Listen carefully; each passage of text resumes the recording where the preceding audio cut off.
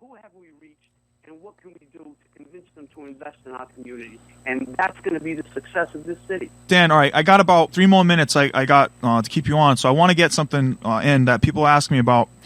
I heard you today earlier on Barry Richards, and I know Barry wanted to get into everything that we kind of just talked about. I knew you were going to get into that. Yeah, but wait, listen. You're already laughing. Listen. In regards to this whole pay-as-you-throw situation, obviously you have this whole conversation going on outside and on the sidelines about the legality of it. The administration previous to this and the administration now and a lot of the council and the people who handle pay-as-you-throw, Ken Pacheco and everybody else in DPW and all that other stuff, they're pushing, saying that it is legal to enforce. There's no fines being handed out. They're not going to hand out the fines yet. They're going to go through all these slower processes. But one way, shape, or form, they're saying that it is legal until it's proven otherwise. But at the same time, the council now is coming to the conclusion that they have to push it through to an ordinance to definitely make it legal. And I know through different social media, you had said yourself, when it comes to to the vote to put this to ordinance, that Correct. you're just going to you're going to abstain from it in general. That I heard today that you're going to vote present. I am going to be voting present, and the question I'm getting from people is, why are you voting present and instead of just voting no? I've already voted no. I voted no when the budget came up. August. I voted and I stood by my ground. I voted no. Yep. Okay. I knew it was. I knew there was a lot of questions, a lot of T's that weren't crossed, and a lot of I's that weren't dotted. And my question to the administration, point blank, was, how can you enforce this? Why isn't it going to be law? How can you create penalties and fines when it's not through the ordinance committee? I said, you cannot do this. This is not enforceable, and I don't agree with it. There's other methods of getting rid of our trash, and people are willing to pay to get rid of our trash, but we need to do it in a collaborative way with the public, with the legislative body, and the executive branch, which would be the mayor. Yep. That was all circumvented. I never fell for it. I stood by my guns. I was not going to be pushed into a corner to say, you need to do this or else. Right. Well, guess what? The or else is here, okay? You mean in the shortfall in the budget? The shortfall in the budget. Yep. Now, my colleagues voted on that portion of the budget because of the fact that they needed to fill a portion of the shortfall with $3 million to $3.5 million. Whatever the number is, I don't know off the top of my head. But that number was due to the pay-as-you-throw program that was going to be generated, okay? Right, they already planned on that money coming in. Exactly. How can you plan on some money that I knew was people were not going to comply? A good portion of the community was not going to comply because of the fact that what was vetted out to say, is this legal or is this not legal? That question was asked back then. And I said, by no way, shape, or form, the administration convinced me, okay, that it was legal, that what they were doing was legal, because of the fact that you had a mayor and you had a corporation council, okay, that I questioned their relationship from the get-go. Yep. She was giving him the advice, and he was telling her what to do. So I'm like, wait a second here. Why can't we get advice from an outside attorney? And we got our wings cut. And you know something? I stood by my ground, and you had 7 councilors that voted for it. And now my situation is, why should I be involved when the public, you, everybody who knows me knows that Dan Rego, Councillor Rego, stood by his guns and said, I'm not voting for a budget that has pay-as-you-throw on it. Why should I be voting no? Let the 7 that voted for the budget, let them come up with a reason to share with the public and the voters as to why they did not stand their ground back then when they could have made a statement to say, no, you're going to come up with another alternative. You're not going to shove the pay-as-you-throw down the taxpayers' throats, okay, because this is not right. Right. Why are they coming up with it now? Why didn't they do it back then? So you know something? I am just going to remain. I'm going to take a back seat knowing that the 7 that voted for the budget, have got some explaining to do. If we choose as individuals, as majority of residents, not to purchase the purple bags and contribute, okay, voluntarily at this time. Yep. Okay, we're not going to make the $3.5 million. It's Right. not going to happen. So we're going to have a shortfall in fiscal year 15 when we were told we were not going to have a shortfall. Okay, and now what's happening is because of this epiphany that some people are having now. When, in my opinion, I get to see the numbers. We're hurting the city of Fall River, and then you know what happens? The administration is going to turn around and say, I have got to cut back, and here we go again, losing more firefighters, losing more police officers, more DPW services, more water and sewer services, all of this stuff, because they're going to have to make up the shortfall for FY15. So you know something? We are playing with fire here. Right. Well, isn't that the same fire that they talked about before when they brought up the budget? Absolutely. Well, but that's what I'm saying. The issue we have is if we're going to take on this burden that was introduced to us because of mismanagement of the budget and the funds, we need to see, like you said before, accountability. We need to see people held accountable for the fact that we are in this circumstance, or else to me, the taxpayers and every other citizen or all the citizens of the city, and I'm sure yourself, if you don't have that accountability and you don't see people being held responsible, all it is the government basically saying to the citizens, "Hey, give us more of your money." You know, don't worry. And then we're supposed to say, "Okay, I trust you. You'll make it better this time. Here's my money." And then really all we're doing is we're setting up to have the same thing happen again when there's another screw up because no one was held responsible. So I think it would go over better with the public is like how you just said a lot of things straight up. That's the type of stuff that has to happen. That the politicians have to actually just say the reality of what it is and say, though, who's responsible, why it's like that, and why everything's been held to a certain standard and it's not going to happen again. We need to actually feel confident that it's not going to happen again before we feel confident just throwing more of our money at the government. Absolutely, and you're absolutely correct with your assessment and your analysis of that. I ask you, if a city councilor, when you elect a city councilor is the eyes and the ears and the mouth of the residents of this community. Yep. If you were sitting in my seat and the way that budget was proposed to you, I ask you and your listeners, would you have voted for it? Well, that comes down to each individual. But the thing is I didn't do it just to be, the one who didn't. Right. It's based on analysis. It's based on research and facts. Right. Okay? If somebody tells you, hey, you can go down that highway at 80 miles an hour and the speed limit says 65, are you going to go 80 miles an hour or are you going to go to the speed limit? You're going to say, wait a minute, no, that's not right. I'm going to do 65 miles an hour. It's the exact same analogy. I understand where you're going with it. When something is proposed to you that is not right, that is not within the parameters of the law and parameters of our charter in terms of the ordinance committee and the laws, because that's what generates the laws, is the ordinance committee. When you see the administration circumventing the ordinance committee, you're going to go with it? Right. No. You know what you need to do? You need to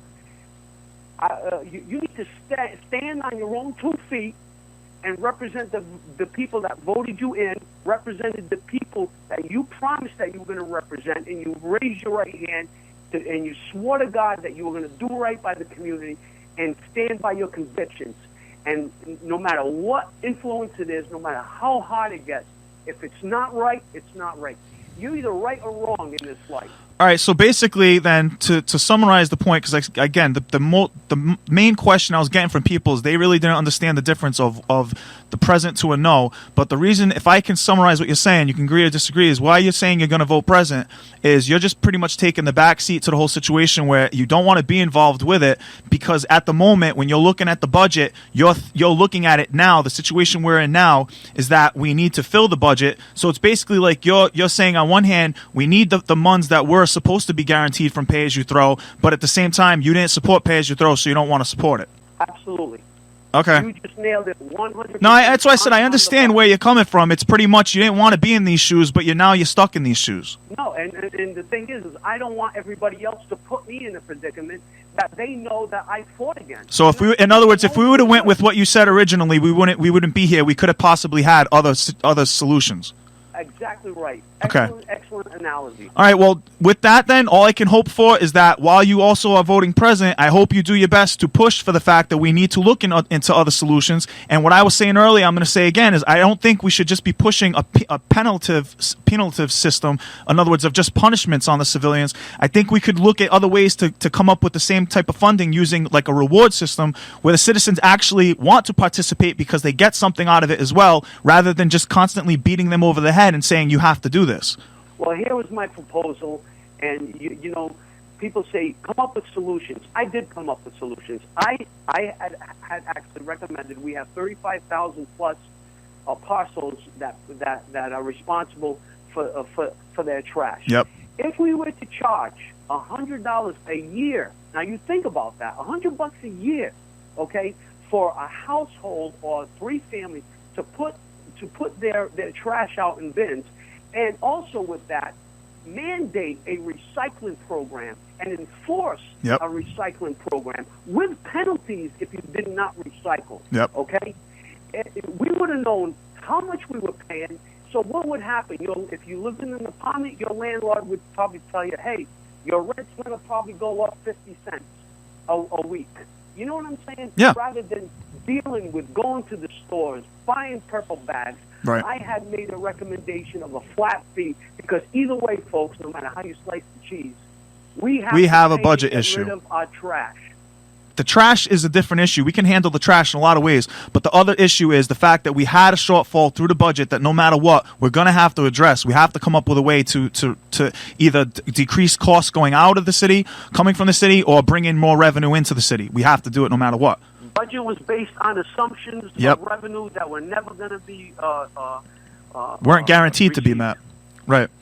All right. Well, thanks, Councillor Rego. So, everybody, this was the Council's Corner. I want to thank you again, Councillor Rego, for calling in. So, have a good night. And on your show, and God bless the city of Fall River. And please, I said it before, and I'm going to say it again. At least have the common courtesy to buy a purple bag. Throw your trash out for now until we come up with a rational resolution that everybody agrees with.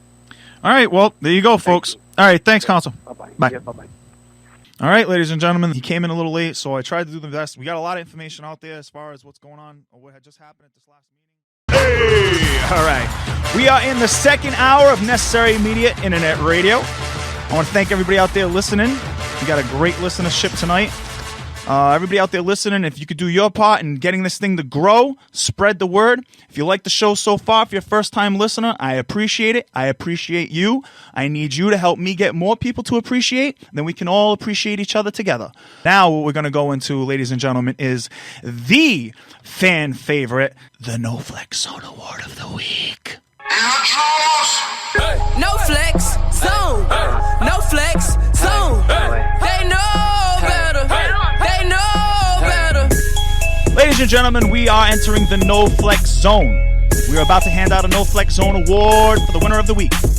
What the No Flex Zone Award is something that is given to somebody, whether that or it could be a person, a place, a thing, an entity, whatever. Doing something in a way you really shouldn't be doing in a place you shouldn't be doing it. And ladies and gentlemen, this week's No Flex Zone Award winner is Chicago's Homan Square. That is spelled Homan Square. Go look that up when you have a chance. Google that, okay? Type that in. Basically what this is, it's called a black site.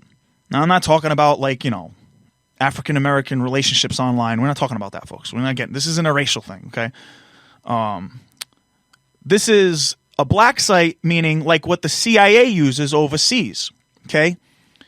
In other countries, what the CIA was doing was they were opening up these places they call black sites, meaning it's like it doesn't exist. Meaning, it was all fine and dandy for some of you people out there when it was in another country, overseas in the Middle East, handling terrorism, quote unquote, and whatever else. So what they would do basically is if you're an individual who's going to be brought into this black site, let's just say nobody knows where you went, okay?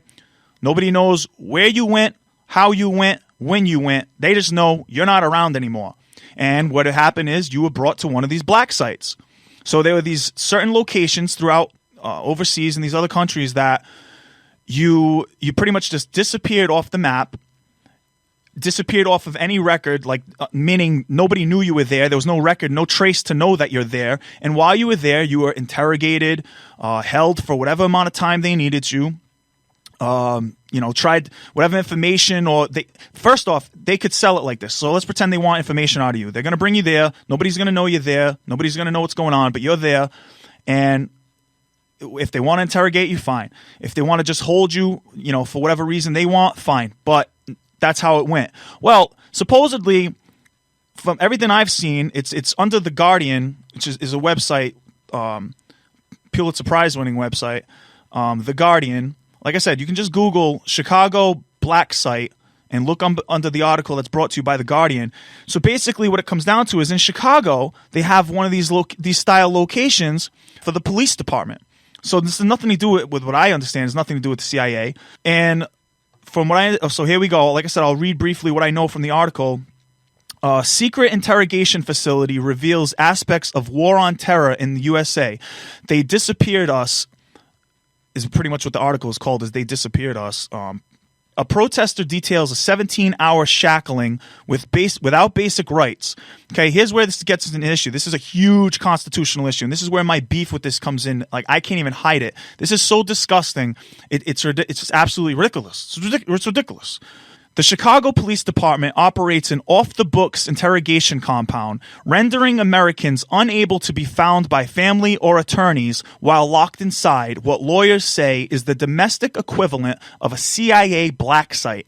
The facility, a nondescript warehouse on Chicago's west side known as Homan Square, has long been the scene of secretive work by special police units. Interviews with local attorneys and one protester who spent the better part of a day shackled in Homan Square describe operations that deny access to basic constitutional rights. Alleged police practices at Homan Square, according to those familiar with the facility who spoke out to The Guardian after its investigation into Chicago police abuse, include, so these are some of the practices that go on, basically. Keeping arrestees out of official booking databases, meaning, again, let's pretend you have a cousin or an uncle or something who is detained by this. So you go shopping around at the local hospitals or the police station or what have you, and you're looking to say, I haven't seen my uncle or my brother or my cousin in 2 days. What the hell happened? I try to call his cell, he don't answer. I go to his house, and all these things. They wouldn't even be able to know where he is. There's no record. So if he's in there, the police don't have any record of this on there. There is no trace, no trail. There's nothing in a database about this. So keeping arrestees out of official booking databases, beatings by police resulting in head wounds, shackling for prolonged periods, denying attorneys access to the secure facility. You might just look like a warehouse on the outside, but once you get too close, they're going to know. And when you get inside, it's a secure facility, and they're denying attorneys access to these people. That right there, you need to know the Constitution. That right there is so beyond not right. It's just not even funny. Holding people without legal counsel for between 12 and 24 hours, including people as young as 15. So you get held there and you ask to see your lawyer. No. Which right there, automatically, you can't do that. They can do it, but if you want to pretend that the Constitution means anything, and if you want to pretend like the country, falls under this Americana dream, that's not supposed to happen. But obviously, it's already happening here. So it's like other things, when you think it's all good for overseas and it came back home and suddenly things ain't going to be so good for you. At least one man was found unresponsive in a Homan Square quote unquote interview room and later pronounced dead. Okay. So when they go in there and they do whatever to find some stuff, what's going on, there's somebody who's found dead. And my understanding is still to this day, there's no pronouncement on what he died from. They don't know. And again, if you understand what I just told you, there's no record of this. So there's no record as to why he's there, what charges, if any, he was being held on. They just know he was being quote-unquote interviewed in the interview room, and then eventually he's pronounced dead. That, you understand? We were just talking to Councillor Rego before about accountability. That word gets bounced around a lot. This is a big issue right here. There's no accountability at all. They don't have to answer to nothing on this. So they just pull somebody in off the street. You have no clue what the charges were, if any. You have no clue under what circumstances this guy is being brought under, but he gets brought under, and then you have no reason how he died, but he died, and then that's it. Let's just move on. Nothing to see here, folks. We move on to another little story about it. Brian Jacob Church, a protester known as one of the NATO 3, was held and questioned at Homan Square in 2012 following a police raid. Officers restrained Church for the better part of a day, denying him access to an attorney before sending him to a nearby police station to be booked and charged. And then in quotes, Homan Square is definitely an unusual place, Church told The Guardian on Friday. It brings to mind the interrogation facilities they use in the Middle East. The CIA calls them black sites. It's a domestic black site. When you go in, no one knows what happened to you. Okay, folks, so that's all I'm going to read from the article because now I'm going to go on my little rant. What we have here is a situation where the Chicago police, now, I don't know if this is happening anywhere else. I mean, this specific story is about Chicago because obviously somewhere along the lines it got brought to light.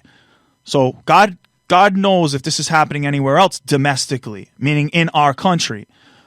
But what we have here is the Chicago police acting beyond the limits of a constitution, throw out the constitution, who cares?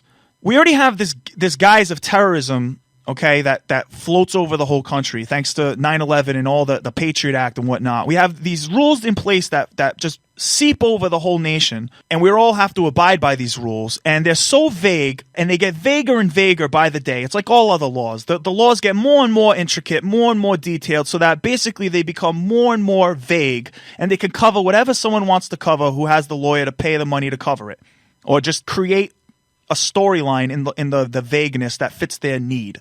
Okay? So, one way, shape, or form, let's just say you get pulled into a van, taken away while you're just, walking to and from the store or something, or even in your house. Imagine you're pulling into your house, and then all of a sudden you get thrown in a white van. Now, I'm painting this picture to you because under this story, this is exactly how this could happen. Let's pretend you did nothing wrong at all, but somewhere along the line, there's some kind of a confusion that gets you intertwined with somebody who maybe was doing something wrong or just didn't realize they were doing something that is looked at as wrong or could be wrong, whatever, and you had nothing to do with it. It's just for some reason there's a mix-up and they think it was you, your name, because there's a lot of times that happens, like airport security. There's people who get detained who they had nothing to do with why they're being detained. It's just a mix-up with the names. So let's pretend you get thrown into a white van and taken out somewhere. Your family not only do you have no idea why you're being taken away, so we'll get to that, but your family has no idea what happened to you. They have no idea what happened to you, and they have no idea how to find out what happened to you. They don't know where you went or why you went. So they're going to start going crazy looking for you, and they can't find any answers because you're off of any database that would show where you are and what happened. There's no charges put up on you, so they can't call the police station and say, yeah, we're holding him for these reasons. Nothing. You just disappear. And then they hold you in this building now, so let's go that part. So you get brought with this white van to this weird location. Obviously, I'm pretty sure they don't want you to know where you are, so you're probably blindfolded and whatnot. You're brought into this place, and now you're in a detaining situation, okay? Shackled, held for whatever time they want, and you're treated the same way a lot of people think certain, people should be detained overseas. You're going to be treated in the same way you think a terrorist should be treated because that's just how they do things there. That's how they do things up in the black sites. So yeah, I definitely implore you to look that up. And so ladies and gentlemen, that's it. Very frustratingly, I am going to give the No Flex Zone Award of the Week to the Chicago black site known as Homan Square.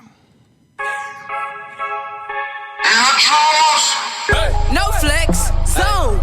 No flex zone. They know better. They know better. That was that. So right now, what we're going to do is we are officially going to transition over to the next segment that we do here every week.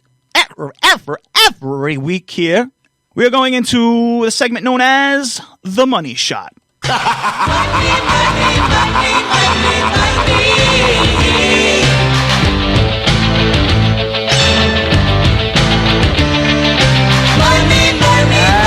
Ladies and gentlemen, we are in the Money Shot.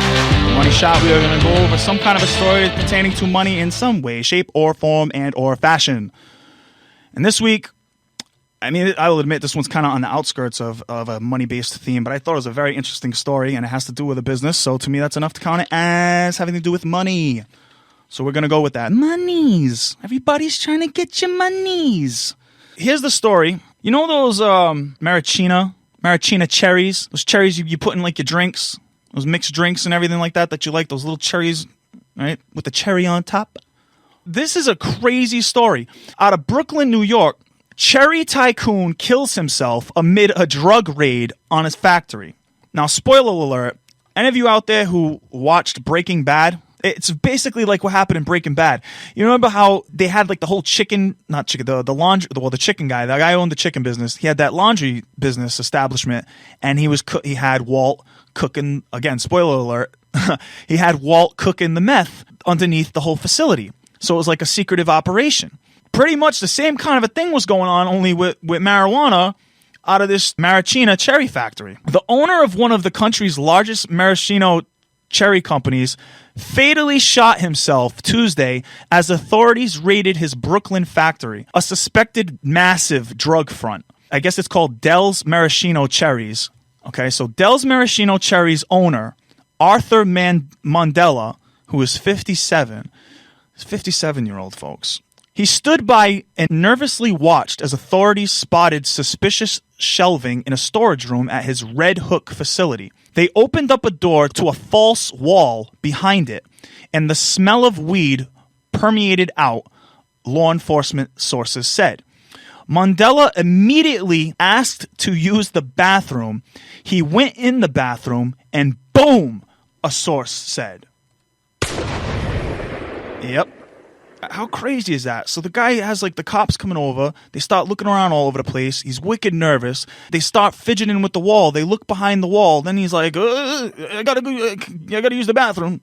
All right, yeah, fine. All right, yeah, just be right back. All right, yeah. Goes to the bathroom and then just crazy. Before shooting himself, and this is where it gets sad and real, Mandela told his sister, "Take care of my kids."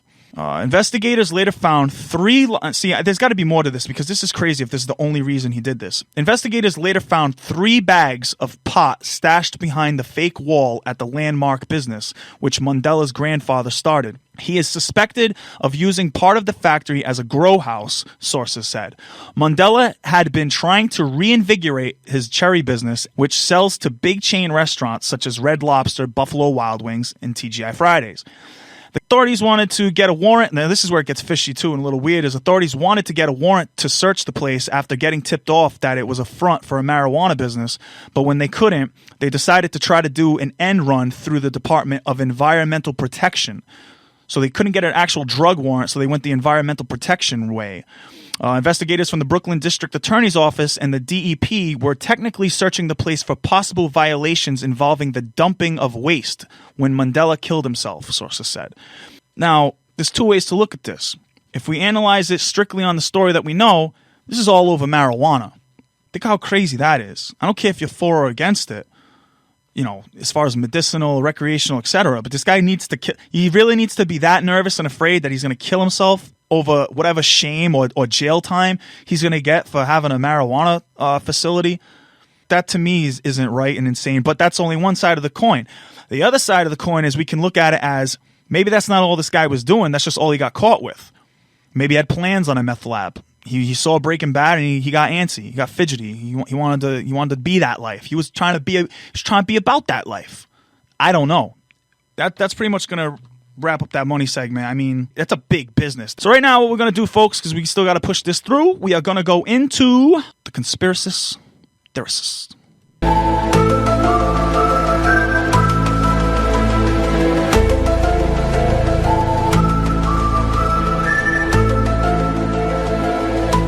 Yep. All right, folks. The conspiracy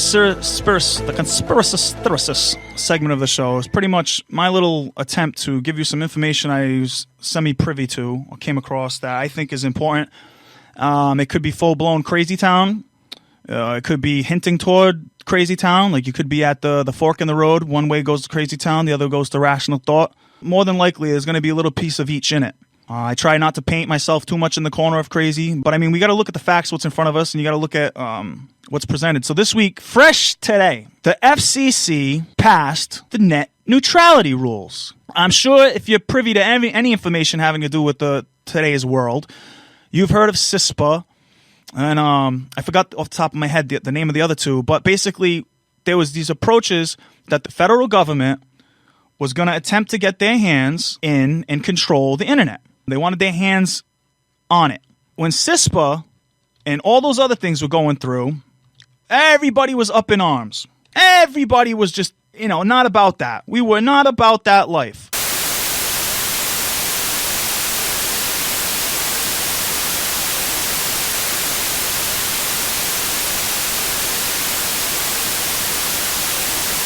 Testing. 1, 2, 3. Here we go. Okay, ladies and gentlemen, if you were still listening this whole time, I appreciate it.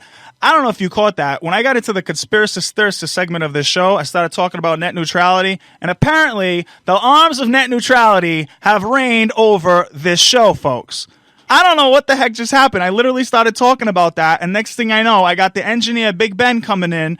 I look at my computer screen, and the thing's not working. So the ironicness to that is insane. But in true necessary media, internet radio fashion, this is necessary, so I am back on. But time is now of the essence. So basically, what I was getting into, and I hope I can say this without being bounced out again by the internet law, net neutrality was passed today. Now, what net neutrality is, or what I want to get into, is that up to this point, we had people who were talking about CISPA, and everybody was up in arms about that. They did not want CISPA pushed. No. So it got dismissed. Now, what CISPA was, people understood that CISPA was pretty much going to be the government's way to control what happens on the internet. So they poo-pooed that. They didn't want to hear anything about that. Why this was passed, or how it was sold, was that businesses like, say, a Comcast or a Verizon, etc., that they won't be able to dictate who, when, what, where, and how the internet is rolled out. A lot of this conversation was having to do with, like, say, Netflix. So now, like, let's say you're someone who you don't use Comcast for cable. You go about your TV viewing through, like, the means of Netflix. So all you have is the internet. When everybody started using Netflix, people started to become concerned because if you need Comcast internet to stream your Netflix videos, business-wise, it doesn't make sense because you have one that's dictating the means to get the other. So if you wanted Netflix and you didn't want to really be paying Comcast, Comcast could flex their power and say, Netflix, we're going to slow down your stream so that people are aggravated by the product they get from you, thus they'll go back to us for cable. That's what people were worried about. But here's the reality. That issue was settled already before. They worked it out with Comcast and Verizon. They worked out a deal. They're already all set. This thing was like, it was a 300 and I believe it was 32-page document that establishes all the rules and all the guidelines that the FCC is going to see over this. No one was able to, publicly, we're not able to read this until it was passed today. You couldn't. It's literally binded by some kind of like federal code, to the point that the people who are voting for it were binded by the same code. They couldn't share any of the information into it. So which means when this internet thing goes through, there's little things in there that they could start implementing whatever they want, that they could tax you a certain level. There's going to be fees that go up on this, which is going to be passed to the consumer. You're going to have it where you're going to probably need licenses and whatnot if you wanted to open up a page, all right? Like right now, you can do whatever you want. You open up a page, it's free.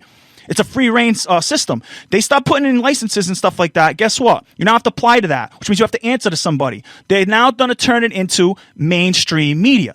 You're going to have to abide by what they say. Or my favorite, like I said before, the word of the day, you're going to have to, comply. You're going to have to comply with the system, okay?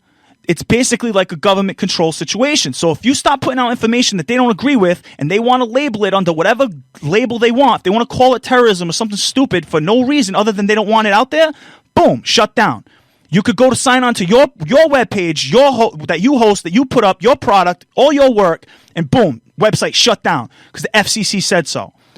Well, that's it for the night, ladies and gentlemen. I got to get going. Appreciate everybody out there listening. Like I said, do me the favor, helping spread the word, like the Facebook page, share the Facebook page, get at me at Twitter, at Necessary Media. So again, I want to thank everybody out there. It's been a great show, great night. Thank you for being a part of the conversation, listening into the discussion, get involved, getting informed. Thank you for being a part of the change. Thank you for being a part of what's necessary.